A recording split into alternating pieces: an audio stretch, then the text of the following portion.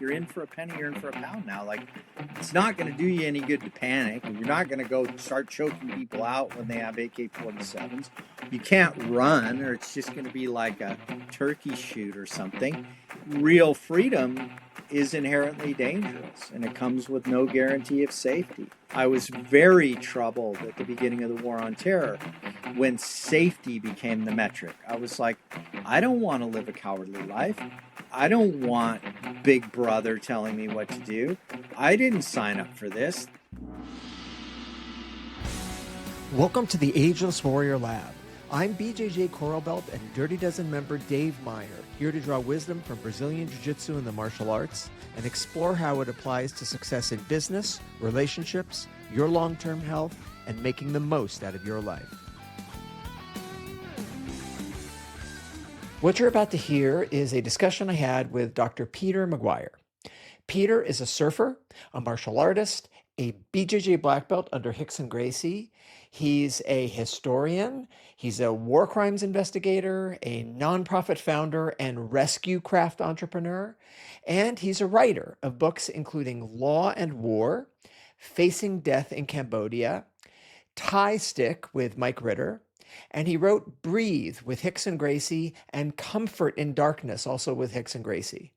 We cover a lot of topics, including the early days of training with Hickson Gracie in Los Angeles, Peter's experience as a big wave surfer, as a war crimes investigator in Cambodia, and many other things.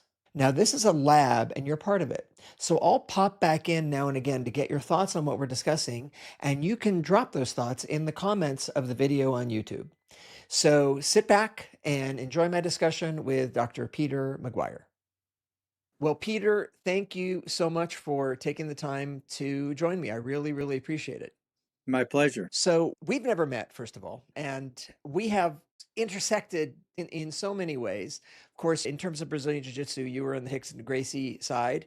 I was in the Higgin Machado, Jean-Jacques Machado side. So cousins in related worlds, in related orbits, with Venn diagrams that crossed in some places. But this is our first chance to get to talk, and I'm excited about it. Yeah, that wasn't enemy territory. I was allowed to go to Jean-Jacques. So we never considered it enemy territory either, although it was competitive. So I'll tell you what, let's start by talking jiu-jitsu. And then, of course, I want to talk with you about a lot of the other interesting things you've done and some impressions I have. And I would love your impressions because I think you have a very unique vantage point on a lot of different things. And then we'll come back and we'll wrap it up with some life lessons from jiu-jitsu because I want to get your thoughts on that too. Sure. So let's do the obligatory just comparing notes here. As you know, I started possibly around the same time you did, around 1990. I met Higgin Machado. I was already a black belt in jiu-jitsu. I had trained martial arts my whole entire life. I know you had some martial arts background as well. I knew Gene LeBell very well, trained with him. Of course, Chris Howder and I were training partners. We got our black belt on the same day from Higgin and with Rick Williams as well. Eric Paulson, I know we have friends. And of course, Jean-Jacques Machado was my coach along with Higgin and his other brothers. So my relationship with Hickson, because you were just talking about competitive, not competitive. Yeah. I feel like we never viewed Hickson or Horian as competitors or anything. I think Horian did view the Machado brothers as competitors and probably Hickson as well. Yeah.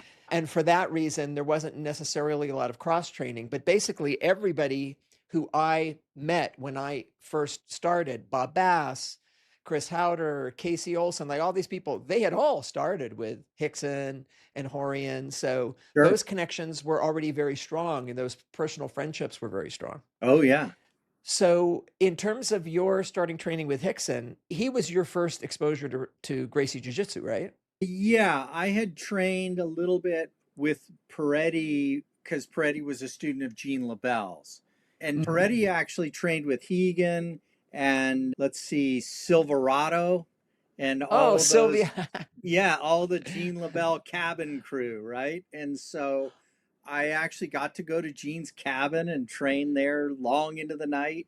But yeah, it was very crude. It was in New York City before Craig Kukuk or Henzo.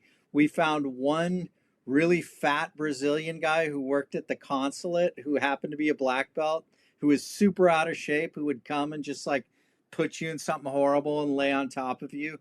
And that was our first Brazilian Jiu Jitsu. Coming more from a kickboxing, Wing Chun background, I found Jiu Jitsu really scary. And when we saw those first Gracie in actions, it was really scary because we thought we were really dangerous. And then, the paradigm gets turned on its head. So I initially was a real doubting Thomas and just kind of like, well, if I did that, then, that whole deal. Then when I got to train with Hickson, there was something very profound there. He was a very different kind of teacher than Peretti. Striking is very different than jujitsu in the way that you train. And we became friends. Mainly, I was a good surfer and he wanted to surf the places that I got to surf, and he didn't really get to because that's the way things were back then. But By the way, I've read both of the books that you co-wrote with Hickson, Breathe and Comfort in Darkness. Comfort in Darkness, yeah. And I was going to ask, because you don't mention it in any of the books, did you guys ever surf together? Yeah, a little bit in Malibu. Yeah. But I Okay, used to surf the ranch and the Channel Islands and some of those places that required boats and were very, I very see. California paranoid localism kind of stuff. So, I grew up yeah. in Los Angeles, very familiar with Malibu and stuff, but I never surfed. I never got into surfing. And of course, a lot of the Brazilians that came over, including Hickson, not Higgin, and actually not the Machado brothers, interestingly. They were No, not surfers, but certainly Hickson was. And I know that was something that he and Bob Bass bonded over as well, was their love of surfing. Did you ever meet Bob? no, I knew who he was. He was a big name back then. It was like, wow, those were in the Yeah, days when like a purple belt was a big deal. right. And so those first black belts, the first American black belts, that was a big deal. Yeah, Bob Bass.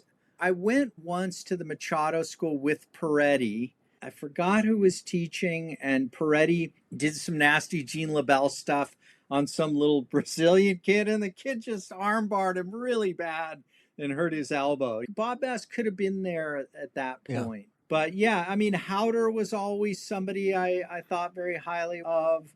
Eckert, of course, Eric Paulson, he was really good when I sucked. Yeah. And that was a tough class. I mean, that was the 10 o'clock men's open class at Hickson's. That was a rough crowd. And Eric was one of the best guys in there. And I think he used to train with like a swimming cap on because he had long hair. And he had been in Japan. He was very, very sophisticated, and it was very impressive. And so, yeah, he was one of the first people that kind of opened my eyes of the Americans. And of course, you had the rotating Cariocas coming in and out from Brazil that were just in their own league at that point. But Gene LeBell also really impressed me, and in terms of like a depth of knowledge, and he liked me, so that was good, as you know. And he was very gracious. He was generous, and he was just truly loved the martial arts. And the more I've learned about him over time, the more I feel like he really was the most important martial artist of the 20th century Well, that's in many interesting. ways.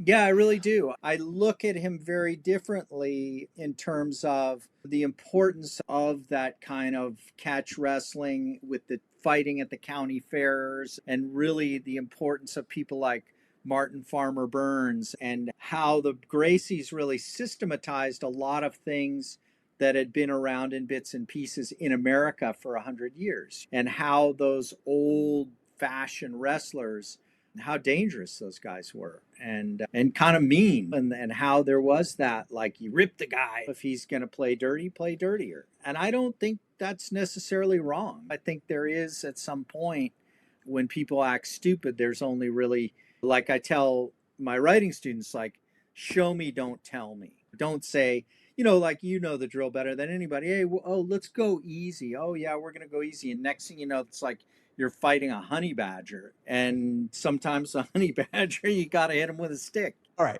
I've got so much to say about this. First of all, Gene LeBell was amazing. Gene LeBell was a force of nature. For our listeners who don't know, he had in his youth been a national champion, like really excelled as an American, like the first American to really be at that level in judo. AAU champ in his weight class and unlimited. And then he went on to, I'll of course, have links to him and everything else we talk about in the show notes. But Then went on to do professional wrestling and stuff, had a career as a stuntman in TV. So if you've seen older movies or whatever, you've seen him, even if you don't know if you've seen him, popping wheelies on his motorcycle and stuff, well into his 70s, I'm sure. And he was older by the time that we're talking about. He was probably, I'm going to guess, in his 60s at that time. Yeah. And very much known as like the best grappler and really vicious, mean joint cranks, and was also well known for choking people to unconsciousness. Even when people asked, because people had heard about it, and it was almost like a badge of honor that you could get choked to unconsciousness by Gene LeBell. And of course, the famous story of him choking out Bruce Lee on the set, which Bruce Lee responded to very positively and wanted to learn jiu-jitsu. And the story of him choking out Steven Seagal on the set when Steven Seagal said, "You can't do that to me," and then Gene getting blacklisted for a while in Hollywood. I don't know what's true of all that, although I do actually know Steven Seagal. I haven't talked to him in a long time, but I taught jiu-jitsu at his school when he first opened his school in Los Angeles when he was first trying to break into movies. Whole nother story. Wow. But Gene LeBell was amazing. And my recollection of Gene, I knew him before I started getting into Brazilian Jiu-Jitsu, but certainly saw a lot more of him then. And he used to bring people by to kind of just see how they would do with Higgin. He was mischievous, I think you can agree. Oh, yeah. Very kind of a prankster, mischievous kind of person. We had a very good relationship. To your point about most significant martial artist in the 20th century, I mean, that's an interesting discussion. Let me add to that, because he was also a skilled boxer, and that Okay. he was training at the Main Street Gym throughout his youth. He was immersed in boxing because of his mother's relationship with the Olympic Auditorium, and That's right. had like sparred with Sugar Ray Robinson. Oh, I didn't know. And also, when a young boxer came to Los Angeles and his mother took him under his wing, she had Gene show him around. His name was Cassius Clay. Where did Gene take him? He took him to see Gorgeous George wrestle. And so I think a lot of Muhammad Ali's shtick came from wrestling, came from the influence of Eileen Eaton and Gene. And so the story that I've read was that Eileen Eaton gave Cassius Clay a button that said, "I'm the greatest," and said, "You're going to jog down to the Main Street Gym. The press is waiting for you." And so she was kind of encouraging him to become like a pro wrestling character.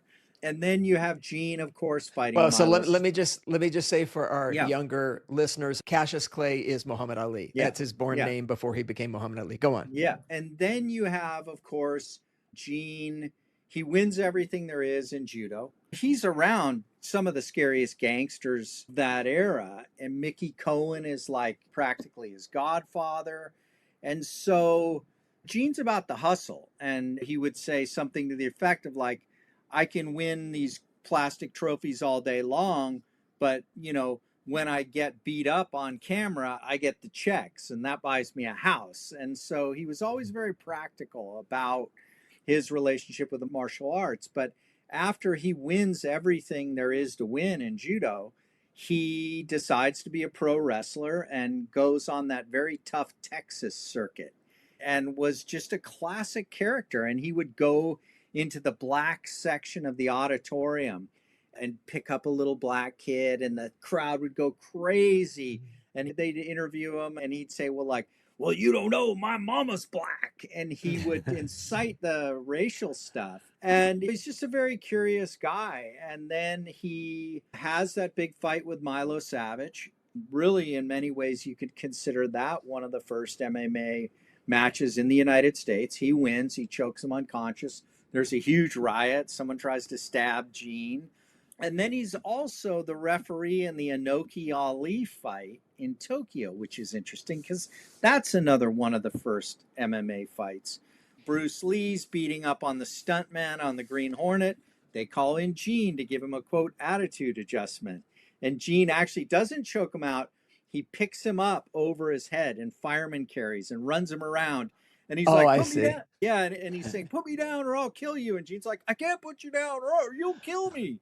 And you know him. And he was just, I think he kind of hid behind that pro wrestler buffoon character, but beneath it was a very deep guy. And it's funny because I grew up like you in LA, And I watched Lucha Libre, Caequies, Televisión, La Angeles, Richmond 9, 5171. And when I started giving that whole thing to Gene, he was just like, and I was like, Mil Mascaras, the man of a thousand faces. And I used to watch The Hangman, and that was Gene LeBell. And he would come in with a noose and a voodoo doll, and he was scary, and he was a showman. But then comes MMA, then he's kind of MSA Grease behind the With Gokar. scenes.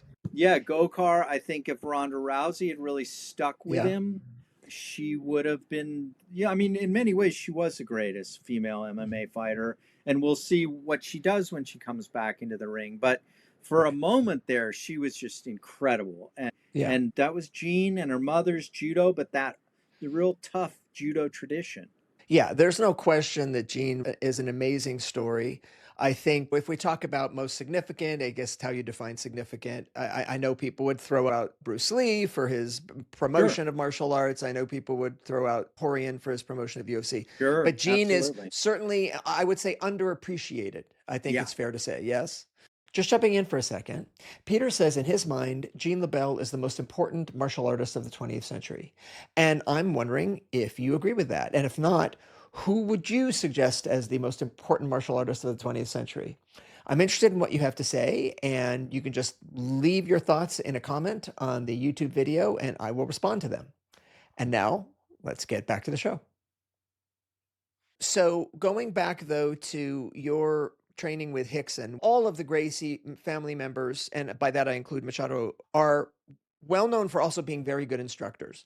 But specifically, people who are noted for that, of course, Horian, everybody says Horian is a fantastic Yeah, instructor. absolutely. Interestingly, Half Gracie, who could be controversial and stuff, but a great instructor. But I know Hickson, you mentioned Mark Eckert.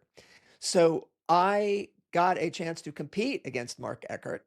It was the only time I met him. It was at the Los Angeles Police Department. They had this tournament, and I got selected because of the weight. We were told Mark was Hickson's top American at the time.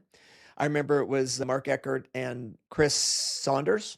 Yeah, Chris Um, Saunders and yeah, David but Kama was really and good David too. Kama, yeah. Yeah. But Bob Bass, who was our best guy at the time, was a little bit lighter than Mark. So I got the call, and that was fine.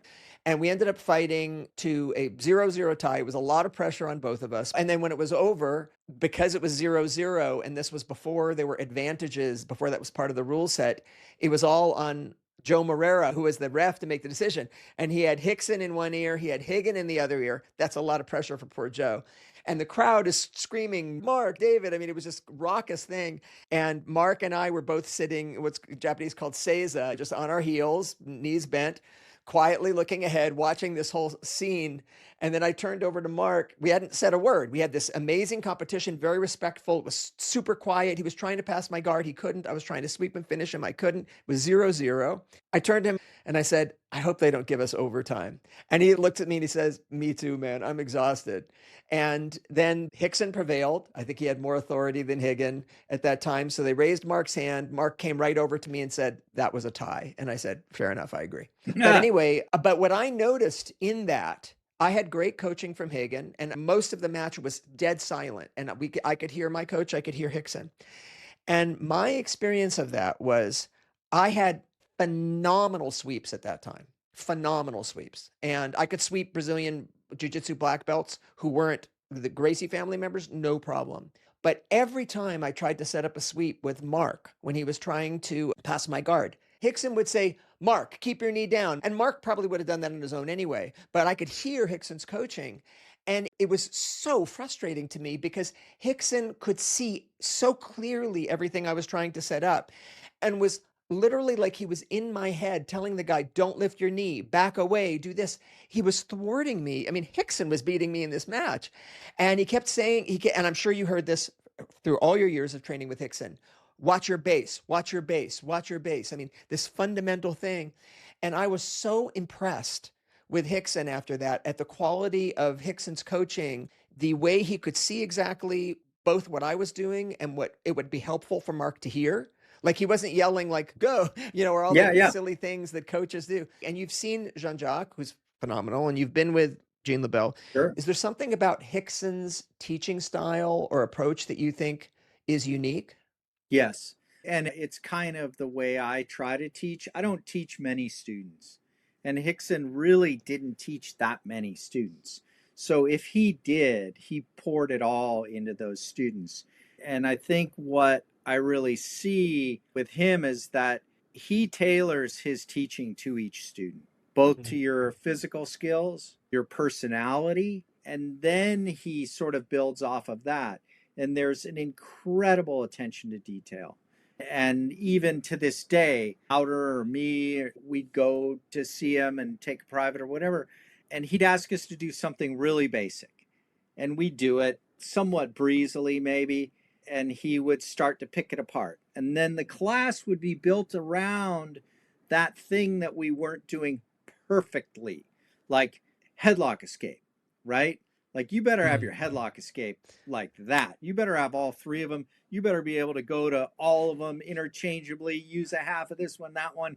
Like I went to a seminar once of his when it wasn't that long ago.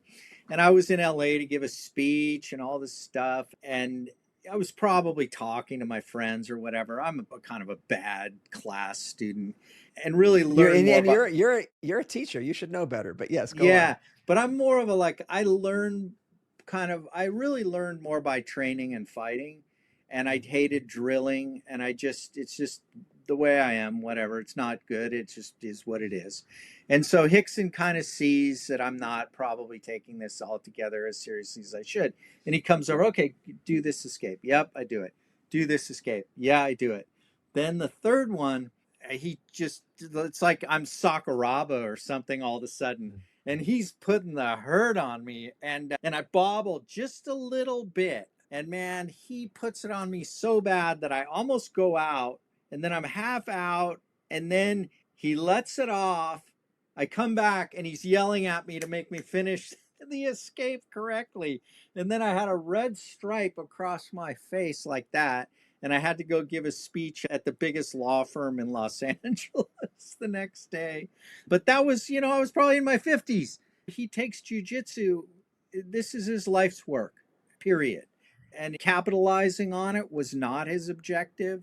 There were opportunities I've seen people put in front of him to make a lot of money and do this and that, but he wasn't interested. I would show up from a surfing trip from Baja with my little kids and go to Crohn's. He'd take an hour to train my 5 and 7 year olds just playing basic games with him. Like he really loves, breathes jujitsu. And again, there's just a precision and an attention to detail, and also a physical genius because he really was totally ambidextrous. He didn't favor a side, he didn't favor a submission.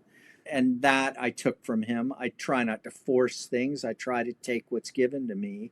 And I'm not big, so that's what you're left with. I try to remind people when I'm teaching or training with them, and I don't do a lot of teaching. I don't have my own school. I used to do a lot of seminars, but God gave you two sides. Use them, Yeah, you know. yeah. Exactly. And Yeah. when I injured my knee, then my left side got unbelievably, Of exponentially better course. Of because course. I was scared to use my right side.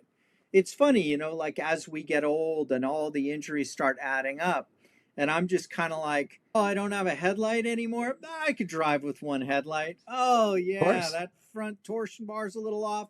Just go under 55. The car still works. You just have to you got to nurse it along a little bit. You got to work around the problems. And that's a big part of it. And I see so many guys who are so much better than me, they quit 30 years ago. And I was talking to someone about this recently, actually, a lifeguard who was a great lifeguard. I was a lifeguard when I was younger.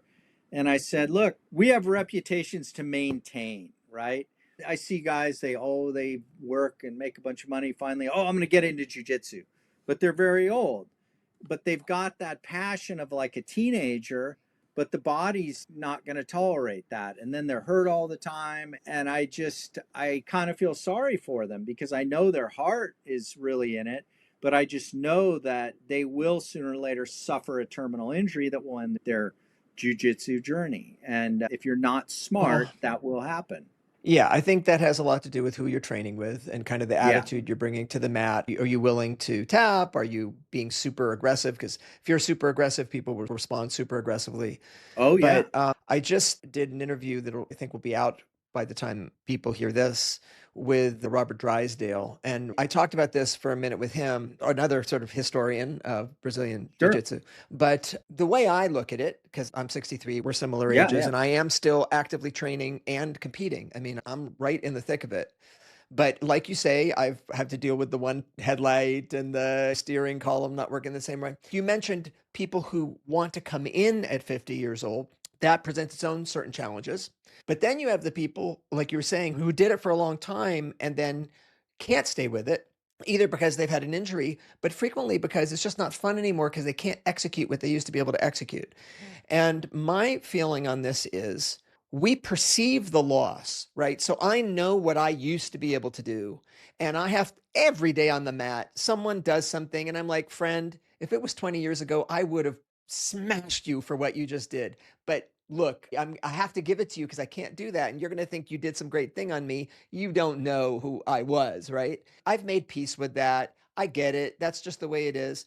But the one thing that helps me with that is we have to adapt our training. And one would, I think, fairly say jujitsu, especially Brazilian jiu-jitsu, all it is adapting to a situation. That's how you're beating a bigger opponent, is you're adapting to whatever it is they're doing that you can't change, but you're going to make sure that we have an answer for that that works out in our benefit, right? It's, to me, it's adaptation.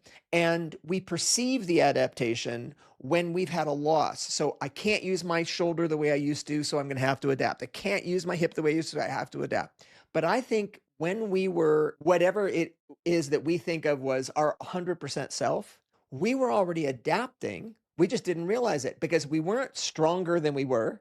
We weren't more flexible than we could have been more flexible. We could have been Right. faster. We could have been in better shape. We always could have been better at something, but we hadn't lost it. So we didn't perceive it as an adaptation, but it was an adaptation. You were adapting from day one to the body you had then. And we need to do that today, is adapt to the body we have today. It's just, it's Yeah. harder because we feel the loss. I don't know Yeah. if that makes sense. No, it does. There was a very famous big wave surfer named Peter Cole, and he used to say surfing is an interesting thing because you start as a kook and then you end as a kook because you get old, your timing, you can't stand up as fast. And I kind of see that analogy. The one thing we do have though is we have knowledge, and my biggest asset is strategic patience, is that there's nothing anybody hasn't done to me. You're not going to make me uncomfortable, like maybe Hickson or John Jock, but it doesn't happen. And so I'm going to live through most anything and wait for that single mistake and capitalize on that single mistake. And when you feel somebody, a lot of times I'll say, okay, go ahead and mount me. We'll start mounted. I always like to start in positions. I don't like to start knee to knee. That's a very odd distance, an odd thing to me. It's a position, it's just a Yeah. weirdly artificial one. Yeah. And so I say, Yeah. okay, go ahead and mount. Like Yeah. somebody starts in an advantageous position. And then I'll just kind of bridge up to just see what they do. I'm throwing spinner baits the whole time. I'm like a bass fisherman. And I'm like, let's see if they fall for that. I'll tap my foot on the mat with no intention to do anything. Just in half the time they'll take that bait. It's very funny, the power of experience and the power of knowledge. And like Howder, like training with Howder, it's like the guy's made out of granite in terms of his positions and his base. And I'm sure you're the same because you guys were successful at a much higher level than I was. I could fight, and I did have to fight real world fights in my other work, but I competed in one horrifying tournament, which was the Hickson versus Horian Academy tournament. And that was at the height of interfamilial tension. This would have been the year of the UFC, so it was like December of 93. 93. And everybody's belts had been held back, and it was packed. Hickson's Academy, and Ethan Milius, John Milius's son, was really good at that point. And just these death matches and people getting their arms broken. And I remember Ethan Milius having this guy in an armbar from the guard going tap, and the guy's like, and then he bang, ripped the guy's arm. And there was a lot on the line. There was a lot of pride on the line. And David Kama was an incredible competitor. And he really impressed me at that. It was interesting. But yeah, competing and all that stuff, No, I was the gi I didn't like at all coming from the Oh, interesting. kickboxing and that thing. I was teaching by 94-ish. I was teaching in Southeast Asia. I was teaching in Cambodia, which was a war-torn country, still in the midst of a civil war, training with a lot of really dangerous soldiers, mercenaries, people like that that were all really skilled fighters, real world fighters, Thai boxers, things like that. So you had to show them. You couldn't tell them, oh, this is jujitsu. This is the best thing ever. And we're taping those foam aerobics mats together with duct tape on tile. And it was very tough. And then just walking around the streets was very tough. You're Yeah. in a society where everybody in there had survived genocide. We'll talk about that in a couple Sure. minutes. Just a couple of thoughts from what you're talking about. Chris being like a granite, stable, and yes, I'd like to think that I could do that too. I think what happens is as you get older, obviously your mobility becomes compromised. You've had joint injuries, you're not going to move as fast, and you sort of condense down to more basics. Honestly, more of what I heard Hickson saying to Mark that day. Watch your Yep. base, watch your base. The comment that I get from everybody I train with is, man, are you hard to sweep? Or man, is that a lot of pressure? I am not doing any crazy outside passing. I'm not doing a lot of inversions anymore. Chris used to do inversions all the time, and he also Yeah. doesn't do that anymore, Chris Howder. So what's happening is you kind of shrink down to more the basic fundamental, let's call it the foundation, which is literally like a foundation, like it's tough and hard to Sure. move. And that's, I think, what you're left with. Because if you didn't have that foundation and your success in jiu-jitsu in your youth was all about movement, your game is going to really deteriorate as you get older because you're simply not going to have that kind of movement available to you anymore. Yeah, So, absolutely correct. and because the time that you were learning and that I was learning, we were learning I think it's fair to call it a more basic fundamental jujitsu than what someone might be stepping into a class and learning today, because there's been such an evolution of the sport and so many different things, which is great and fun and interesting. But in the absence of those fundamental positional strengths and those kind of small details that you're talking about, that Hickson would talk about, I think you are building your art on feet of clay a bit, because that's not going to be there for you as you get older, but the fundamentals will always be with you. Specifically, weight.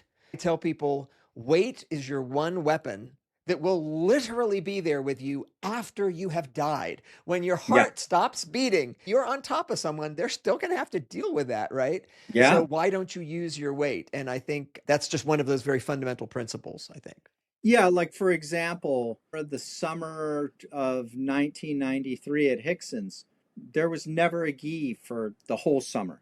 Not once. Everybody was in t-shirts and swim trunks. And a lot of it was because the school was so hot. Yeah. It was very common to train that way. And then wearing a gi like in a super tropical hot climate where the thing will never dry and stuff like that. I'd wear gi pants occasionally just so red ant bites weren't so bad, but you know, it is very different, but it gives you a very honest kind of jujitsu because you have less handles, you have no cuffs. And that's where I think I got a lot from Gene, because Gene was all about handles and grabbing a tricep or this or that. And so having really started in his style of grappling before I really immersed myself in jujitsu, it kind of changed the way I looked at it. Yeah. I love both gi and no gi. I think gi is great. It slows things down. It's like training wheels. It's easier to learn Yeah. things because you've got these grips. It also does give you a whole panoply of chokes and stuff that just aren't there with no gi. And I'm not one of those people who say, oh, people don't wear a gi on the street. People wear jackets and t-shirts Oh and yeah, stuff. You can use sure. that. But I do also very much appreciate the more fluid nature of no gi. Most of my world championships are in no gi. We're one in no gi. And certainly Hagen as well was very interested in learning wrestling and all of that stuff is no gi. But so I think there's a place for both. But suffice it to say, kids today have it much easier. Like you're talking about red ant bites and taping together things, and people are not coming in and actually challenging. They Yeah. used to come taking the Gracie challenge, come into our school as well, because our school was called Carlos Gracie Jiu-Jitsu. So we certainly had all that. Just one thing before we move on to some other things, and we will circle back to Sure. jujitsu at the end. But you mentioned show, don't tell. And that I remember absolutely when we went out and taught seminars. And you mentioned this in your book too. I know Hickson would line everybody up. We Yeah. would do that too. We would teach a seminar and we'd like, come on, everybody come. And it was admittedly easier because before the UFC, a lot of people really didn't have grappling skill. But in those cases, we would go hard and we wouldn't hurt anybody, but we would definitely tap them out. But there were times when like a celebrity would come and visit, and that was always very difficult for me because like I don't want to injure the person. And I remember, who was it? It was Mike Swain, judo champion Mike Sure. Swain, who was just started Swain Mats, came by the Jean-Jacques school where I was at. And I knew Mike and I knew him from my jiu-jitsu life prior to Brazilian Jiu-Jitsu. I liked Mike and he was past his prime, but certainly could still grapple on the ground. And so I did be sure not to hurt him, don't let him pass my guard, maybe threaten a triangle. And then we were done. And Jean Jacques said, okay, well, do you want to train with me? And Mike said, no, I think I'm tired. And Jean Jacques took me in the back and berated me. Like, he said, like, I did the worst thing. I didn't try my hardest. So he didn't get the respect of jujitsu, but I tired him out. So now he's not going to train with Jean Jacques and really see what has to offer. And I really took that to heart. Like, it's not that you want to injure someone, but when someone is coming there, you need to show them why they're there, right? You're doing them a favor because if you don't show them why they're there, meaning what this art has to offer, they might walk away and say, yeah, those guys aren't that good. I guess I don't need to go there and train. And they miss out. Yeah, exactly. I had a lot of those experiences and doubting Thomases that were not convinced that this like skinny surfer guy was any threat of any kind in any way in any world. And Right. so that was a high bar. Well, so let's talk about surfing. You have so many interesting parts of your story, but you mentioned that you grew up in Los Angeles and that you were an avid surfer. And I know, and you've both written a book on and talked in interviews about the very interesting connection between drug, I guess it's marijuana smuggling and bringing it into the United States for surfers as a way to fund their worldwide surfing Endless habit, summer. Yeah, yeah. which totally makes sense to me. Because when you think about it, it's so obvious. Like, well, you've got these guys who don't seem to have jobs, and how are they surviving? And how are they going and traveling to these far off places? Well, of course, one way to do it would be to be bringing back high quality hashish or Thai sticks or whatever. Yeah. I have actually a friend, I now have to ask him, but this is going to be funny. I have a friend, Steve Abbey, who is somebody I met through my animal work. He's a donor of some of the animal welfare causes. But early on, the story he told me, because I do believe he surfed, was that he went to Bali or whatever, and he noticed that people were selling these jewelry they had made for pennies, right? And he bought a bunch of it and he brought it back to Santa Barbara where he lived and he sold it for $20 a shot. And that funded his going back. So he's saying it was that kind of, not drugs, Yeah. but necklaces and stuff. But then that eventually turned to him into a whole importer business Sure. where he ended up, weirdly, don't know how he made this jump, he ended up selling like used military equipment to countries outside the United States. And when I met him, he was going through a like, why am I doing this? This is going to kill people. He had this moment of reckoning, right? But I'm going to have to ask him, were you just selling necklaces? Or were you actually selling marijuana? No, a lot of, you had the so called hippie trail. And so that was the overland route from Europe to, it was really the old Silk Road. And so all of those, India, Pakistan, certainly Afghanistan, those were all giant hash cultures. And so they kind of see, okay, that's easy enough. So it all starts very small. I was too young for that, but I was the time it was only marijuana was the only thing I ever went near. It was the Thai marijuana that would come in the summertime, and many of the older surfers would offload the boats. And so, on some level, the surfers controlled a lot of the high end marijuana trade because marijuana back then was a very limited commodity. It wasn't like today. It was the Northern California green Humboldt type pot in the wintertime.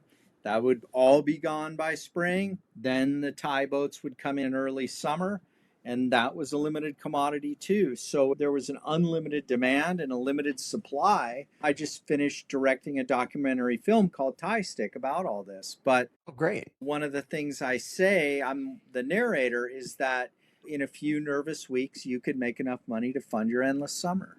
And many people I know did. And ironically, I worked as a war crimes investigator in Cambodia. My book, Tie Stick, began because a smuggler asked me, I was supposed to load this boat in the Gulf of Thailand in 1978. The boat never showed up. I heard rumors that they were captured by the Khmer Rouge. I don't know what happened. Can you find out what happened? And I did, and they were captured by the Khmer Rouge, tortured, killed, burned alive. And so I shared what my investigation yielded with this smuggler, and then I trained him how to interview people. So then he began interviewing all his former co-conspirators, and we basically assembled the largest archive on marijuana smuggling in the world. And that's what the film's about. I'll definitely have a link, if there is one, to wherever someone will be able to see or at least get more information about the film. And just to clarify, at the time when you were doing your research into what happened to this boat, this was already after the Khmer Rouge were gone, right? Yeah. You were doing that after the fact to see whatever happened to the people Yes. there. Basically, my great grandfather was a judge at Nuremberg. My PhD advisor was chief prosecutor at Nuremberg. Well, I got my PhD at 28, and I've said this before, I kind of felt like a fraud. I was one of the world's experts on war crimes. And I'd never been near a war. I'd never been in a post-conflict society or anything. And I had an opportunity to go to Cambodia. The United Nations had just pulled out. And basically, the Khmer Rouge had committed genocide, killed 20% of their population, 2 million out of 10 million in 3 years, something 10 months and 20 days. And there was no accountability. There were no trials. The UN had really collected no evidence. And so basically, what my PhD advisor, the chief prosecutor, Telford Taylor, always sort of drove into me was that in the absence of accountability, at least there should be empirical records to prevent historical revisionism. So that was my goal, find the victims, but also find the perpetrators and get them to talk so that I could establish chains of command. So not just the bloodstained butchers, those are easy scapegoats. You want to move up the food chain. That's a good investigator. And so that's what initially I set out to do. So let's talk about that. I've actually visited as a tourist to Cambodia. This was, I don't know, probably a good 10, 12 years ago. And I remember going to there was a museum in Tuol Phnom Sleng, Penh. yep, Tuol Sleng. And it's just hard to fathom. The numbers, the sheer what was going on there. Similarly, I'm sure to any other genocide when we're just quoting numbers, millions of people, just hard to understand. You got this very personal, you weren't talking about millions of people, you were actually interviewing people. And very interestingly, both people who you would say were victims and people who were perpetrators, who may in some way you could consider, I guess, a victim of something that was going on too. I'm interested in your thoughts on that. Did you feel that the act of interviewing, talking about the individuals now, was themselves some way healing for them, both for a person who was recounting themselves as a victim and as a perpetrator? Was there some healing that went on just because of that conversation? I don't know about that. I really don't know what goes on in another person's brain. And I was most interested in getting information out of them. I see. And so I was not a therapeutic type of interview, shall we say. I had a great fixer, a Cambodian right-hand man that would help me find these guys. And there's one experience that really stuck out, like Tuol Sleng prison you visited. Something like, we don't really know because the records are incomplete, but it's like 30,000 went in, probably more, and 20, 30 survived. They had their picture taken, everybody was tortured and interrogated. And so the initial group that I was working with had found all the original negatives, and they were preserving them and in a secret darkroom in Phnom Penh, reprinting them for the museum. And at that point, the Khmer Rouge was still a viable military force. On that trip, we had 3 colleagues captured and killed by the Khmer Rouge. There was a $5,000 bounty for the heads of any long-nosed Westerners, and was real. And so you really had to be careful where you went, how you went, all those sorts of things. But the one guy that I really was prepared to think was evil incarnate was a guy named Him Hoy, and he had been the chief guard at Tuol Sleng prison. By all accounts, had been one of the executioners. And some claimed he killed thousands of people with an iron bar, single stroke to the back of the neck. So when I finally met Hoy, I met this little dead-eyed Cambodian peasant, and he was very deferential. And I sort of said, okay, how did you wind up there? And he said, well, the Khmer Rouge came to my village. They drafted me at gunpoint. I ran away. They came back to my village. I ran away again. Then they sent me to the front.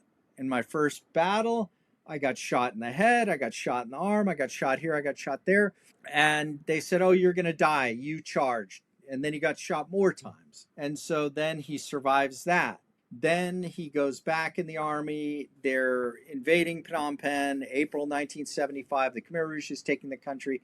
He gets a hand grenade dropped on him, and he's covered in shrapnel.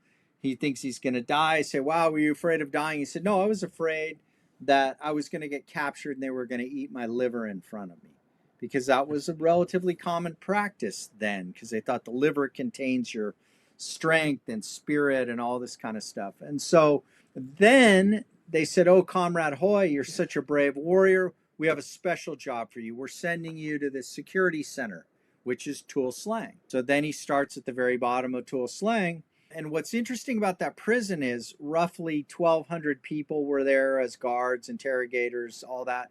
And something crazy, like 500 or 600 of them wound up as prisoners. Because it was such a paranoid regime, they would say, oh, well, you broke an axe when you were chopping wood. You're a KGB agent. You're a CIA agent. Like paranoid stuff, it's hard to even imagine. So his superiors kept getting accused and turned into prisoners. So suddenly, Hoy's at the top of the food chain. Hoy's the one writing down the names of who's going to the killing fields, probably also killing the people. And I said to him, I said, did you feel bad about this? Something stale, Western, Judeo-Christian kind of Holocaust-inspired question. And he just shrugged and he said it was death either way. Death for him or death for the people he was Death for inflicting him. death upon? He assumed sooner or later he's going to wind up as a prisoner himself. They're all snitching on each other too. They have these meetings and they would say, oh, comrade so-and-so, he wasn't vigilant. One guy started screaming in the middle of the night because he had a nightmare, and they said he was a KGB agent or a CIA agent, and they killed him. And so that's how far off the rails this thing went. And they took kids and teenagers and they took them from their families. They conditioned them to violence, initially with animals, and got them used to killing. And then the thing takes on a life of its own. And then you're with your peer group, and it's kind of Lord of the Flies. These were many of the people that I found and interviewed. And so in a way, Him Hoy was more honest than, like, I interviewed the photographer from Tuol Sleng, and he was a real snaky guy. And at one point he was trying to get me to take him to the U.S. Embassy because he had 1,000 men ready to go capture Pol Pot. And he's always sidewinding and trying to make these side deals and stuff like that. And this guy was sent to China to learn photography and darkroom skills and stuff like that. And he was profoundly dishonest and very smart too. I had some very smart Khmer Rouge guys, but they were incredibly dishonest and frightening to deal with. And then my main fixer, Saksin, died. So then I didn't have the same trust with the new guys I was working with. So you're in a situation where you don't really speak the language. You're reading physical cues of discomfort, antagonism, irritation, and going, how's this going to play out? I mean, I had one experience where I also did POW MIA investigations, one of which was the Mayaguez incident, last battle of the Vietnam War. 3 Marines get left behind on an island in Cambodia. They survive for a week before they're captured. They're captured. Khmer Rouge tortures, interrogates, kills them. I found the Khmer Rouge guys who captured those Americans. And so I was trying to get their side of the story because the U.S. has basically lied about this ever since. And at that point was saying, oh, they were KIAs, they were killed, they were not left behind, blah, blah, blah. And I knew that was a lie. And I The also, U.S. the U.S. military did not want to take responsibility for having left 3 behind in hostile yes, territory. yeah. Yeah. And the night they were left behind, they radioed the big CH 130 or whatever it is. It's like the mobile command plane that has all the communications, and said, hey, when's the next helicopter coming for us? And then they radioed the ships right offshore and said, hey, you guys got the machine gun team still on the beach. And so Navy SEALs, Air Force pararescuemen, the Marines, they're suiting up, ready to go back, ready to get them. And they're given a stand down order from their senior leadership. And that profoundly affected every one of those veterans because they knew they left men behind. I mean, I went to their 50th anniversary of those Marines of the Mayaguez this summer, and they're still torn up by it. And so, anyway, I go to the village to find this guy, and I show up, and I'd usually go in just a normal white sedan, and we're hours off the main highway going through dry rice paddies, right? Not a tree in sight, not a hill, nowhere to run, nowhere to hide. Every few kilometers, there's a tower with a guy in it with a high-com radio, car coming in, car coming out, and I'm in the back seat with a baseball hat and a scarf around my head. And we get to the village where the guy is, and we go and we see him, and it's very tense. And there's kind of the village heads. Who was the authority at this time? Cambodian, but it's kind of those old Khmer Rouge areas. They still have a lot of control and a lot of power. And anyway, so I go and I'm like, I don't like this. And I listen to my voice, and it saved me on a number of occasions. And I go, this isn't good. Like, this is not comfortable. So typically I would go with fruit and flowers, give the fruit and flowers to set up an interview at a neutral location. And this was even worse, like just this meet and greet was bad. And so I was like, okay, I got to get out of here. So I looked to see my car's gone. And I'm going like, oh, okay, this isn't good at all. When things get really bad, I just kind of, this voice in my head says, well, you're in for a penny, you're in for a pound now. Like, it's not going to do you any good to panic. Like, you're not going to go start choking people out when they have AK-47s. You can't run, or it's just going to be like a turkey shoot or something. So, okay, here you are. And this little kid comes up to me and starts talking to me in Cambodian like he's known me my whole life. And he kind of like wants to play with my baseball hat or something. And I start kind of playing with this little kid. And then all the old scary women kind of start giggling and the whole mood shifts. And then there's this kind of whispering back and forth. And one of the girls takes off. And then they come back out with like the prom queen of the village, this beautiful young 15 or 16-year-old Cambodian girl. And they say, oh, you take her back to Phnom Penh with you. And she's smiling at me like, get me out of here. And I'm kind of going like, well, my wife's in Phnom Penh, and I don't think she really, concubines aren't really part of our culture. But this is a feral place. Like this one woman, the mother of the little kid, I said, oh, where'd you have your baby? And she points to like the corner. She's like, oh, right over there. And anyway, so the whole mood changes. Everybody's kind of laughing, and it's gotten light all of a sudden. And then my car pulls up again. And I knew my driver. He was borderline kind of shady guy. And I would say, what happened? And he said, oh, I saw a Buddhist monk walking to the next village. And I can't let a Buddhist monk walk. So I drove him to the next village. And when I was turning around, I got stuck in the sand. And so that's an important story, because if you let your mind run, you'll create a problem that hasn't presented itself yet. you'll Right. make Right. such an escalade. I had another time where I was in a four-wheel drive taxi. You get in a four-wheel drive in the central market and you go all the way up to the Vietnamese border to the highlands where the Montagnards are. Horrible. Going through illegal logging camps run by the military, total anarchy, Thai, Chinese gangsters, everybody's armed, stuff like that. And I'm coming back to Phnom Penh, and we come over a hill. I'm the only white guy in this four-wheel drive truck. There's probably 6 people inside the Toyota Hilux and like 10 people in the bed. The trucks roll so much, the people in the bed are wearing motorcycle helmets. And then all of a sudden, we come over the hump, and there's a guy in the middle of the road. Stop, guys with AKs on the side, and all the Cambodians in the car look down. None of them will look up. And we pull up, and this very aggressive young guy is yelling at the driver, and all he's saying is ba ba ba, yes, yes, yes, yes, yes. And I'm going like, oh, this is not good at all. And then they kick all the people out of the back of the truck, just out in the middle of the boonies, and then they wrestle these 2 giant wicker baskets into the back of the truck. And we go and we go. And the old kind of Khmer Rouge guy, he and his 2 adjuncts get in the truck with me, and we drive for hours. And of course, we run out of gas. For some reason, you always seem to run out of gas. And then as we're waiting to get gas, the 2 adjunct guys come up and they start, hey, what's in your bag? What do you got? What do you? And I'm like, ooh, this isn't good. And I always carried an Olympus XA, tiny 35 millimeter spy camera that you would just set the distance and you could take pictures from the hip. And so I was like, oh, I better do something fast. And so I pull out the camera, and they turn into kids at Disneyland. And they stop and they smile at me and put their hands at their sides, and I take their picture. I'm like, oh, let me take a couple more. And again, they kind of forget that they want to see what's in my bag and all that. And we get gas.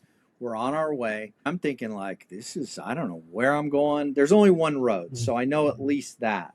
But I'm just like, I don't know what's in these baskets. I don't know. But what am I going to do? Again, it's the same scenario. I can't let my mind run. Right. And so all of a sudden, one of the guys in the back slaps the top of the truck. They stop, middle of the kind of jungly area, and they wrestle the 2 baskets, big baskets, 4 or 5 feet tall. Wrestle them out of the back of the truck, just go off, drag them down some trail into the bush, and we're off and we're on our way. What was in the baskets? I'll never know. And that was it. Yeah. So this may be a weird analogy that makes no sense at all. Keep in mind, I mentioned I don't surf. But when you describe these situations where you are somewhere where you simply do not have any power, I mean, you've been dropped off by that car, the car is gone, you're in the village, like it is to me like you're in the water and you are not in control. And I'm wondering, is there any connection there to being out in the ocean where you basically don't have control and maybe you're scared, maybe there's a big wave coming, whatever the issue is, it seems like a very similar thing where you just have to say, well, panicking is not going to help. So let's just keep your wits about you and see how this plays out and do our best to react in the moment appropriately. Am I Absolutely. crazy to draw a comparison No, there? not at all. And what's interesting too is I lived on the North Shore of Oahu at this time, the home of the best big waves in the world. Sure. And I lived in a very remote area, and I loved nothing more to do. I loved and hated, but I did it. Get up in the pitch black, usually about 3:30 in the morning, and see how big the waves were. And once I saw that it was big, I would begin preparing, and then I would paddle a half a mile out into the sea in pitch black by myself and surf these big waves. And oftentimes I would come back from these trips to Cambodia totally exhausted. And I would always land first thing in the morning in Honolulu. And as I was coming in, I would see, oh man, there's a big swell. And I would have no voice left. I would be so shot physically, emotionally, everything. And I'd see these big waves, and I'd be like, I'm out there. And I'd get to my house, I'd paddle right out and surf. And honestly, I would like almost feel totally recovered in a way. And I think I lived in a world of extremes, and it just became kind of normal to me. But I think that is a good analogy. A lot of it is acceptance. Acceptance is very important. And I learned that really from the Buddhists, is that you accept your fate. And it's not always going to be good, and you're not always going to like it. And it isn't going to be this kind of linear American dream of constant progress. And I believe that, and I talk about this in the film a lot, that real freedom is inherently dangerous and it comes with no guarantee of safety. My friend Nate Thayer, who was probably the best reporter of our generation, the only one to interview Pol Pot, just the stuff he did was remarkable. He's dead now. He said that Cambodia was the freest country in the world. You could buy an AK for $30 or something in the central market. You could buy China White. You could buy Virginity. You could buy SAM-2 missiles. Like, it was anarchy at that point. And you defined your own perimeter basically on your comfort level. But with that freedom was a huge amount of risk. And I don't believe you get true freedom and safety. I was very troubled at the beginning of the War on Terror when safety became the metric. I was like, I don't want to live a cowardly life. I don't want Big Brother telling me what to do. I didn't sign up for this. This isn't what we're about as a society. And when I hear this metric of safety constantly invoked, well, we have to stay safe from this and that and the homeland. And that sounds to me like something from Mother Russia or something. And I believe that you don't always get to win, and there are sacrifices that must be paid. And I think these are very antiquated ideas by today's standards in America, but I don't abandon them. I keep my word. I'm very adamant about that. And I could professionally have done much better had I been more cutthroat. I didn't want to do it. There were a lot of opportunities that, in my opinion, were very Faustian deals that I didn't take. So, first of all, kudos to you for that, because I do think this is also something I mentioned when I was talking with Robert Drysdale, the power of your word and strengthening that, even in little ways. Just don't tell little white lies, or don't say, hey, sorry, I'm late. The traffic was bad. Well, I didn't leave early enough. Come on. But you build the power of your word, then your word means something, and that can be useful for you because you can say, I'm not going to drink after 7 p.m. and you'll do it because it's your word, because you said you weren't going to do it, that kind of thing. But I do think, yeah, there's been a degradation in our society of a lot of things. And I nodded when you talked about the beginning of the War on Terror and the Patriot Act and things like that and the security. I do agree with you on that. I think that the safest possible place you could be is, let's just lock everybody in concrete blocks. Nothing can get at them, and we'll just throw food in there and give them a TV. That's safe. So there is a point at which you are giving away freedom for safety. And when people get scared enough, they will give away their liberties for safety. It's okay to have stormtroopers. It's okay to have the government spying. Or when somebody says, I'm going to go on a little rant here, it's okay if the government listens to my phone calls or whatever. I've got nothing to hide. And I'm like, well, you've got nothing to hide from this government.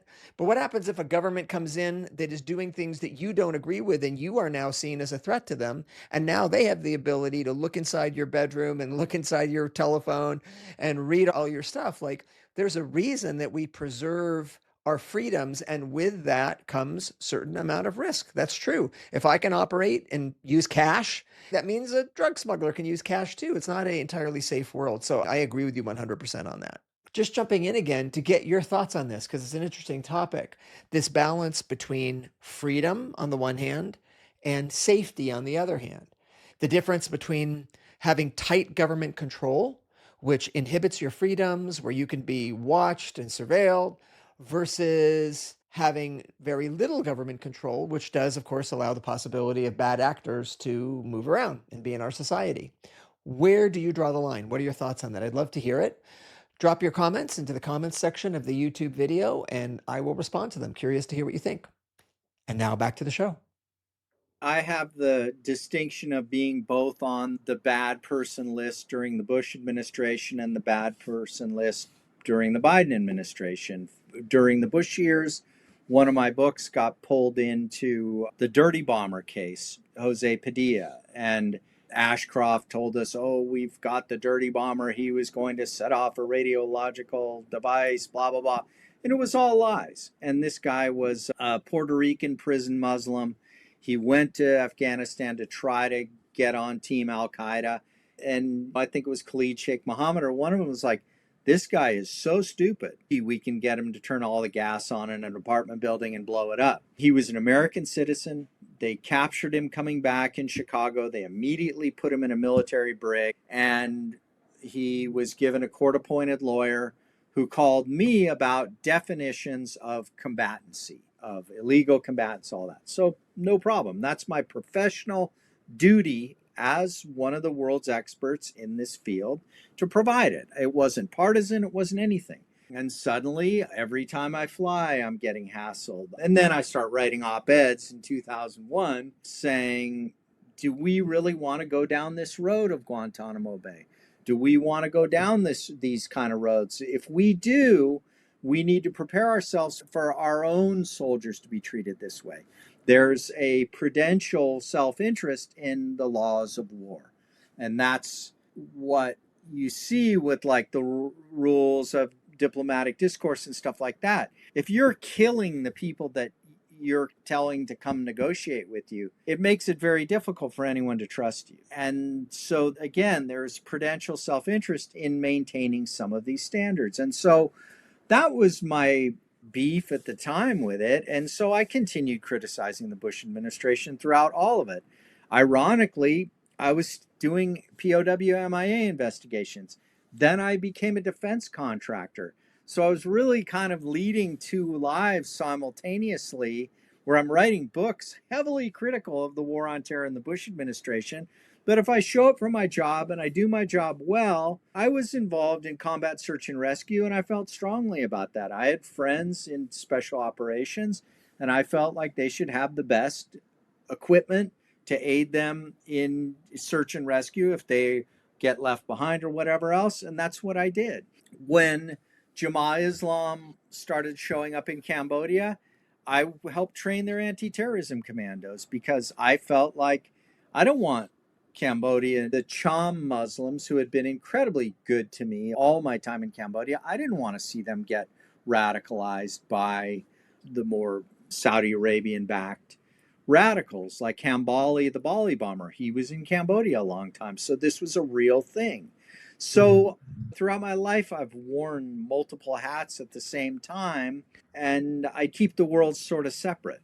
Yeah, I think you're intellectually honest. You strike me as like more of a libertarian, of Yeah. someone who's just very straightforward. Just before we leave the topic of your expertise of Cambodia and genocides, things like that, is there something you would like people to understand either about Cambodia and what happened there with the Khmer Rouge, or more generally about genocides in the modern era, Rwanda, Germany, whatever? Yes, there is something very much that I find very troubling today in America, not anywhere else. And that is how casually people who have, I say this often, people who have never been in a fist fight, much less a firefight, and how aggressive they'll be about violence and these people should be killed and that. Like, celebrating anybody's death to me is odious. I don't care if they're my political enemy, ideological enemy. I don't take that lightly. And when people begin to kind of endorse political violence without really realizing by far the bloodiest, most brutal war in American history was us fighting each other. I've been advocating very strongly the last couple of years that America now is at a point where we basically need a Truth and Reconciliation Commission. We need to open the national closets and face who we are and decide who we want to be. Because, in my opinion, not just one party, it's a bipartisan thing. Since 9/11, we kind of went off the rails, and it hasn't served us financially, militarily, geostrategically, and we need to face that fact and we need to come to terms with it. And it's almost like we need a third constitutional convention. But to a Truth and Reconciliation Commission, it's really the only remedy that is available to a society when one side doesn't have a monopoly on political and military power. The situations of post-war Germany and Japan, those are anomalies. Rarely does one side have an unconditional surrender, total military monopoly. Typically, it's a negotiated end. There's horse trading. Okay, we'll get your worst guys, you get our worst guys, and then we'll just draw a line and move forward. So I feel like that's kind of where we are. When you say Truth and Reconciliation Commission, I'm just a layperson here. Yeah. I think South Africa. I think of, oh, something terrible has happened, and now we're going to just be honest and face it, like slavery or the treatment of Native Americans or something. Is that what you mean? Or do you mean, no, just the ability for sides that feel like they are diametrically opposed to be able to actually talk together? No, I think honestly, I think we need to open our closets, going back to JFK's assassination or even earlier. Because I think so many things, and it's become even more common in recent years, if you even question them, you're a conspiracy theorist, you're a crank, you're a crackpot. And so as a result, that really spawns crazy ideas and crazy thinking. When you tell someone you can't talk about this, we can't examine that, this is the truth, you take it or you're a bad person, that doesn't help clear the air. I think it would certainly be a stress test to the United States if we did see some of the things we really have not examined. It would be less of a stress test than a civil war. I feel like we are in a cold civil war right now, and I would like to not see it go hot. I agree with you. I'm concerned about what's going on in the US. I'm older, so I remember when there was contentiousness between the Republicans and the Democrats. You could have disagreements, you could have legitimate disagreements about what is the right way to run the economy or about whatever, but fundamentally we pulled together. And honestly, even presidents at the time, in my recollection, always tried to unite. They weren't trying to divide, they were trying to unite. They were just trying to get you to believe what they believe. But, everyone's trying to get you to believe what they believe. I think one of the problems that's driving this, and curious from your point of view, is on the one hand, it's great that we don't have the gatekeepers of media, because if you have very few media outlets and they're controlling the information you get, it's hard to break out with important information. That's absolutely true. But on the other side, you don't get fact checking. And so you have wrong information that's being spread and all the stuff we hear about echo chambers. And I see it because I have friends on both sides where if I was only hearing what you were hearing, I would be agreeing with everything you're saying. If I was only hearing what you're hearing, I would be, we just disagree on truth, on facts, like Yeah. on basic stuff. So if we could somehow, I don't know if it's media literacy, I don't know if it's emergence of some trusted, truly more impartial media agency or something, but we should be able to disagree on immigration or disagree on tariffs or disagree on anything without then thinking the person that you're disagreeing with is un-American and should die or something like that. Because I think that's where we're risking a civil war. Yes, and I totally agree with you. And I would say there's two things going on. The first is we're basically a subliterate, illiterate society now. And we've never been worse at educating our young. I quit teaching at the university to homeschool my kids for like 5 or 6 years because I was so disgusted. It was nothing ideological. It wasn't like, oh, that woke stuff, oh, that conservative stuff. It was just nothing. They couldn't handwrite. It was pathetic. And I thought, how are we going to be a competitive society with this low level? And everybody's in on the scam, and it's the scam of, quote, student success. And you'll rewrite the metrics so that you can show improvement. So that's part of it. A bigger part, and I know this personally, is that I'm making probably 20% of what I made in journalism when I first got out of school. Like, we don't pay journalists anymore.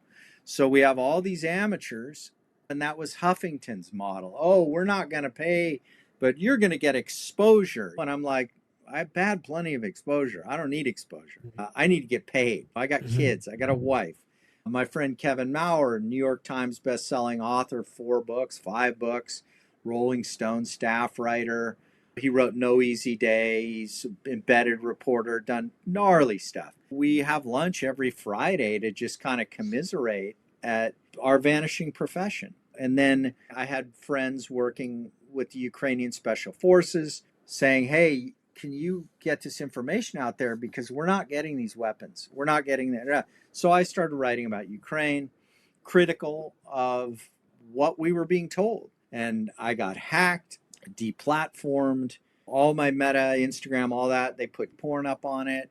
I had to lawyer up because now I was being accused of posting inappropriate pictures of minors on Facebook and Instagram. I lawyered up.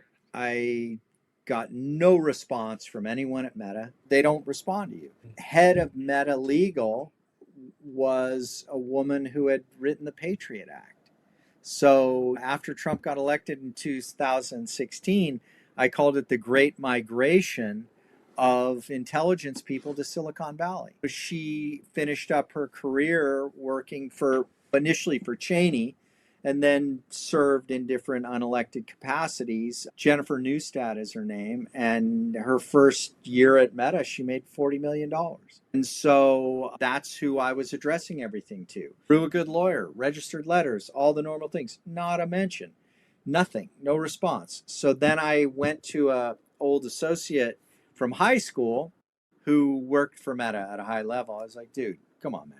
How many times did I save you from getting your ass kicked in high school? So he intervened. And it was unbelievable. It was, weeks of emails, this, that, and the other thing. Eventually, I get put back on. I get my Instagram, I get my Facebook, blah, blah, blah. I'm sitting at my kitchen table on a Sunday morning looking at Facebook.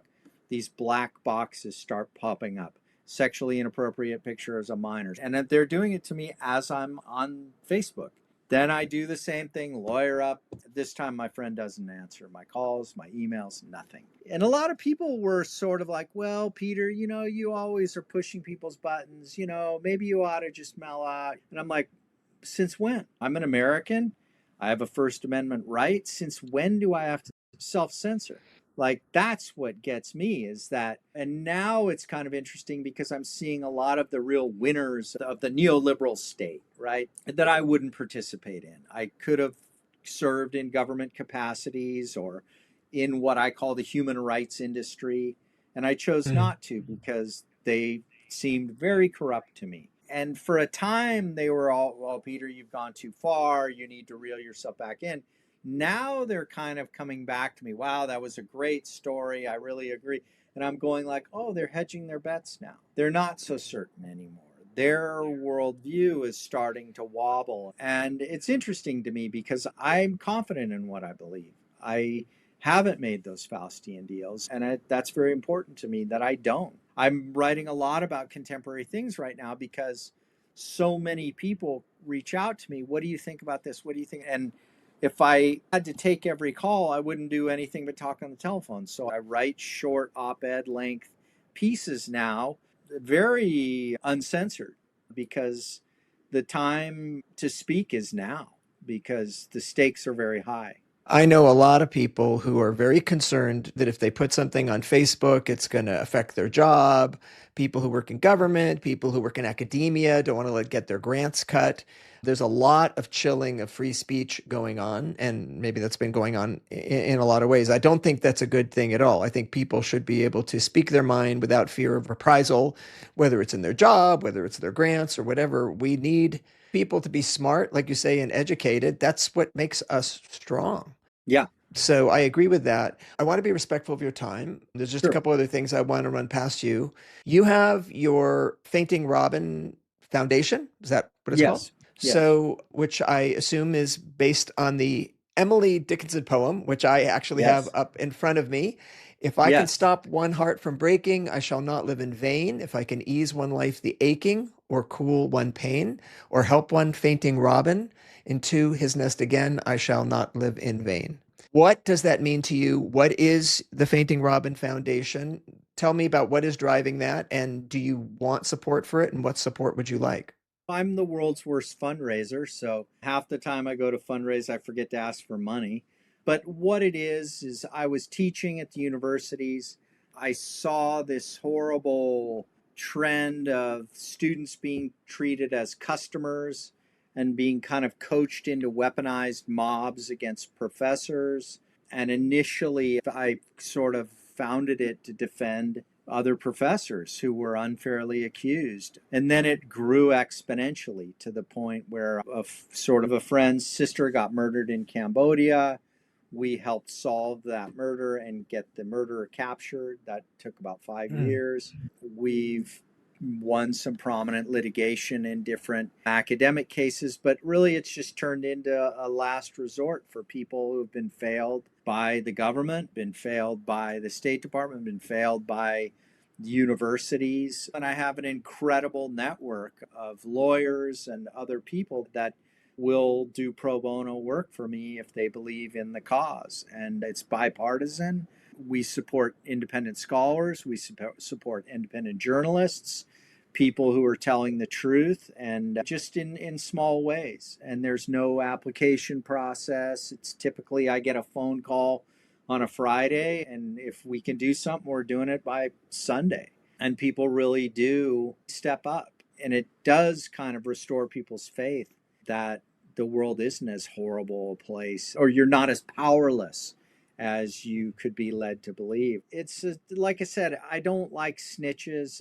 Probably coming from the pot world, I don't like that kind of an anonymous, see something, say something. I feel like if you're going to say something, you better be willing to stand by it. And that is just completely antiquated. And I'm a dinosaur by today's standards. But I find that really troubling, that you can make an anonymous accusation and ruin someone's life and pay no price whatsoever. I think that is a problem. So, we did things like we did an investigation of the Ukrainian kids that were being taken back to Russia and Russianized, teenagers and things like that.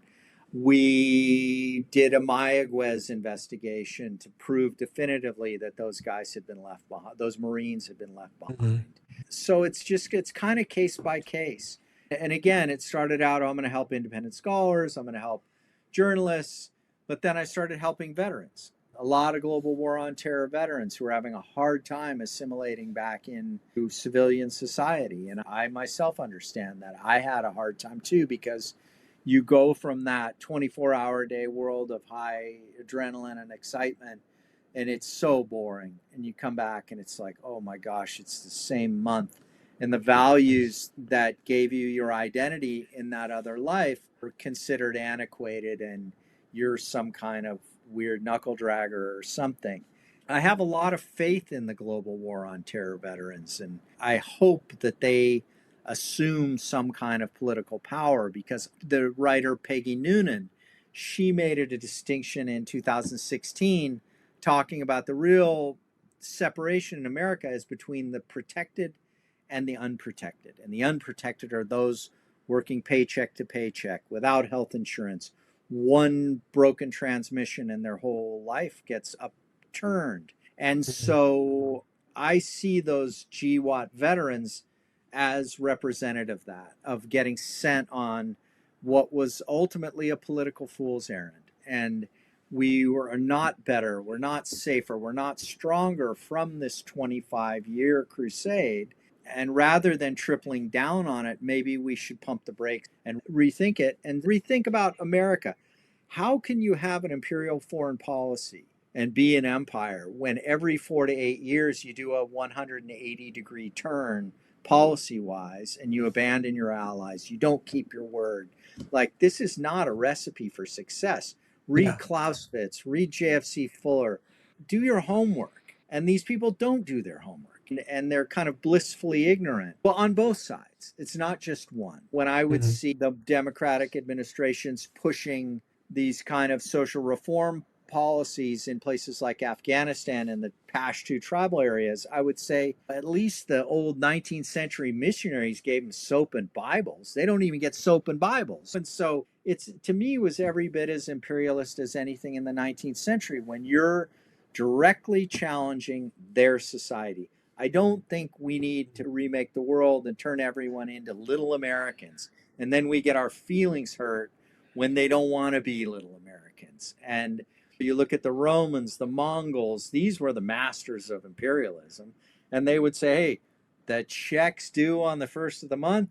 Worship any rock you want to worship, but you don't pay the check, the legion's coming for every man, woman, and child. But one last thing I want to say is the thing that's frightening about America today that I don't think a lot of people realize is that we're reverting back to the lowest common denominator in warfare, which is tribal war. And that's kind of identity politics. And tribal war is there's no soldier civilian distinction anymore. Every man, woman, and child is a combatant and fair game. And that's sad to me. And that people don't realize what they're signing up for, because this is why the sovereign nation state grew out of the 30 Years' War. Because we saw that if you ignite these furies, they just kind of take on a life of their own. And it was an imperfect system by all accounts. If you can confine war to armies on battlefields, then you can get them to behave in a way out of prudential self-interest, because if they get captured, they don't want to be tortured, something like that. A more cynical reading would be, yeah, they played nicer with each other on Western European battlefields to save their energy for colonialism, where none of those rules applied. And that's a fair argument too. So I'll shut up. Well, you're clearly an academic in this good sense of someone who has studied history. I am very much of an amateur history buff, but I do think it is very important. Like, we wouldn't expect to be wise in any other area without an understanding of what have we collectively learned. And maybe just one more thing, just sort of on US society. I do think because we've been so privileged to not have a war of the type that we had in World War II, an existential war. We've obviously been involved in wars where we've had very brave people who have signed up to go and do our bidding for us, who I don't think we've taken very good care of. And I'm talking about people who served Right. in Afghanistan or Iraq. We say that we love them, but we don't actually take very good care of Well, them. look at Pat Tillman. He, to me, is a metaphor for the war on terror, a tragic metaphor. I'm not familiar with his story. What's his story? He was the football star who left the NFL to join the Army Rangers, and then he died in a friendly fire incident in Afghanistan. They covered it up. They tried to make it sound heroic, and it was a tragic friendly fire incident. And to me, his motives couldn't have been purer. He got his brother to join with him, a true hero. But as I've said before, oftentimes heroes are the ones who wind up dead. It's the survivors often who we like to paint the survivor as a hero, but oftentimes their ability to survive is their ability to maneuver and, again, make Faustian deals. Well, I think that because we haven't seen real horror, most people, it's easy for them to engage online or hate the other side politically. Like, be careful what you ask for. Like, if you Yeah. don't believe in our democracy, if you really don't believe in it, if you're really going to try to tear that down, if you're really going to try to paint half of the country, whichever is the half you disagree with, as the enemy, what I hear you saying is that can lead to actual real world bad things that the greatest generation who saw how bad things could get, they wouldn't agree with the direction that we're heading in now. I don't think. Yeah, absolutely. And that's my greatest fear, is that I don't, I recently wrote a piece called Be Careful What You Wish For. And it was after talking to a rich Silicon Valley tech gazillionaire and a rich right wing Trumper. And they were both breathing fire and all that, but both have never, like I said, been in a fist fight, much less a firefight.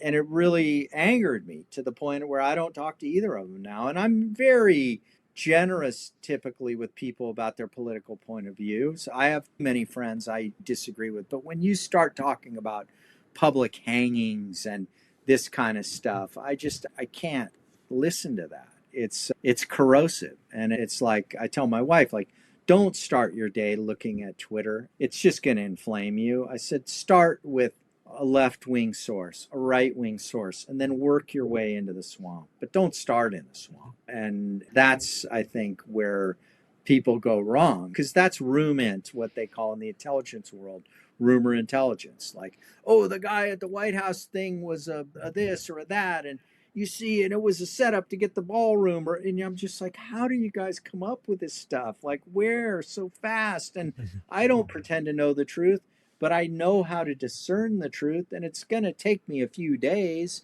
and I'm going to study it, and I'm going to consult all my sources from both sides and the inside, and then I'll reach a tentative conclusion. But I don't claim to have a patent on the truth. I appreciate that. And I think that's very logical. And I know so many people who I think are smart who are just so quick to hit resend in social Yeah, media on something that just came that they have not fact checked. And it's yeah. just the culture we live in because everyone wants to be the first to see or to know. One thing I can say, just to wrap it up and bring us full circle back to Brazilian Jiu Jitsu, for me, when I talk about I have friends across the political spectrum, it is because of martial arts. It is because of Brazilian Jiu Jitsu. I have very religious Christian friends in the Midwest who teach martial arts. I've got left wing liberal friends. I've got Trump supporter friends. I've got Trump hater friends. And it is because of the martial arts, because when we're on the mat, we can be friends. Like we can train. We are comrades. It's like this, I don't know, a bastion where something else matters. And what matters there is your technical ability and your ability to push under pressure and your ability to both be competitive with other people on the mat and then want to help them because they're helping you too. So there's this odd competitiveness and we're on the same team. And I'll just close out by getting your thoughts on Brazilian Jiu Jitsu. And could this be the savior for us all? Could this be the way in which people come from different walks of life come together and can realize that, hey, we're all just people. We're all Americans. We're all just people here. Let's train. Yeah, I agree 100% with that, and that's what I always loved about jujitsu and martial arts is, and jujitsu in a funny way more because A, you're going to come into contact with people you're never otherwise going to come into contact with. And B, you immediately see that person's true character, for better or worse. And so you can say, "Oh, we're going to go easy or we're going to go harder."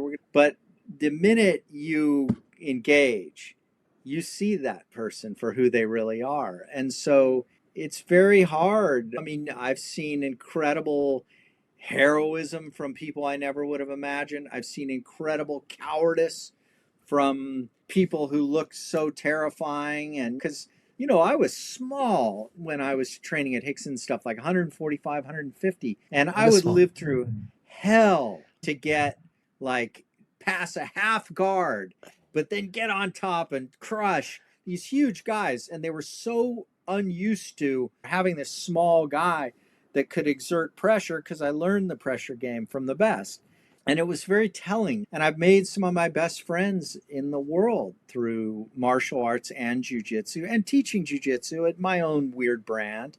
But I tried really hard to never humiliate people because I was training with people that were some of the most dangerous men in the world. And I never got confused that because I could beat them at this very mannered game in this confined environment, that somehow I could go out in the jungle with them and suddenly I'm walking point. No, it didn't work that way. If I went in the jungle with them, I did exactly what they said when they said it, and I never got confused about it. And I always let people have their dignity, and that made me a good teacher and made me a lot of friends all over the world, like from West Australian commercial fishermen to Nova Scotian fisher, a lot of like surfer tough guys and things like that.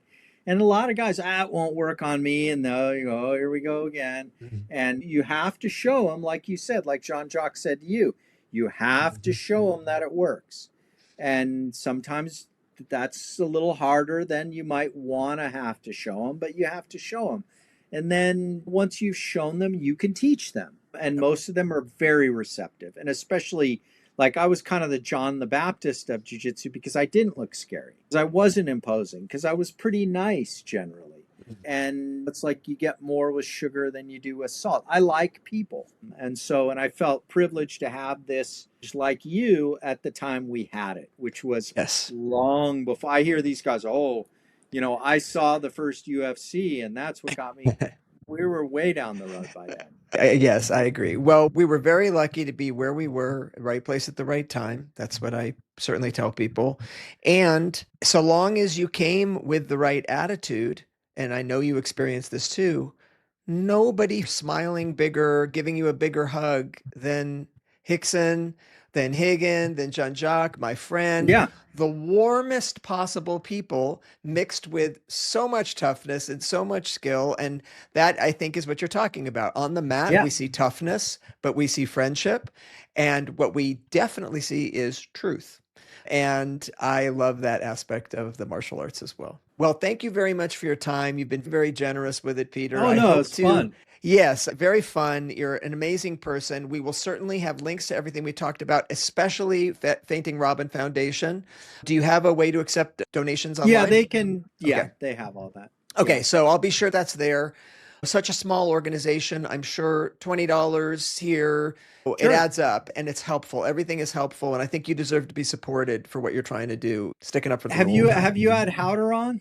I have, yes. I'll send you the Oh link. I'll gosh. send you the link for Yeah. Chris. Chris is very colorful and entertaining to talk to. I'm trying to get him to write a book. I'm like, you got to write a book, and writing books hard. Yeah. Well, that Yeah. you're there, So, you're there and you can help. But yeah. yes, Chris has been on, so has Bob Bass. Yeah, I've been fortunate because I'm well connected to talk Yeah. to a lot of wonderful people. I would love to sometime talk to Hickson. I don't know if he does interviews these days, but maybe I'll chat with you offline about that. But Yeah. anyways, have a great rest of your day, and I will Sure. hopefully meet you in person soon. Absolutely.